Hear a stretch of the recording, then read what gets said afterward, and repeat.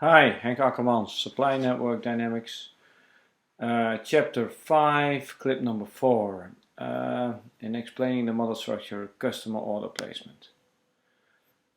There are quite some differences in this model between what actually is what the customers need and the orders that they place. Let's move around. So the real customer demand, that's given, and that has, as you can see here in this small graph, a pattern of first a bit more than normal, then less than normal, and then back to normal again, which is pretty much the demand pulse that we had in 1999.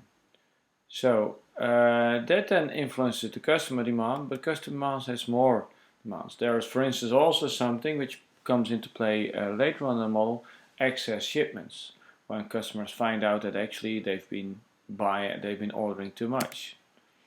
And how do we get that? That we get customers keep track of this in this model by keeping track of the accumulated number of shipments and also the accumulated number of actual shipments.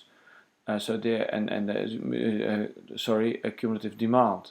This is their real demand, and as soon as they find out that actually this everything they really needed is now equal to everything they had, then they suddenly realize, oh, but we've been ordering quite a bit more, and that deflates customer demand then.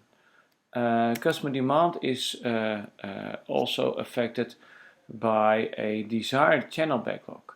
And desired channel backlog, as we'll see, is driven interestingly by a customer lead time expectation that we'll zoom in later. What that means quite simply is that when customers expect that they will be that the OEM will be late in supplying, they need to fill their channel, pretty much as in the pencil shop example, for a longer time period, and that means that they will ask more. So if instead of 6 months they expect that lead times will be 8 months, then they want 2 extra months worth of inventory there and start ordering more. On top of that, there's a shortage gaming multiplier, which is especially active in times of shortage. Customers will ask more than they think they really need to make sure that in a shortage situation they get the lion's share of the limited capacity of the OEM and not their competitors. And that's this model. So the real demand up here is actually driven by a number of influences that lead to the actual customer demand.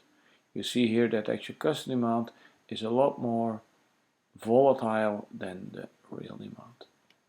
So far,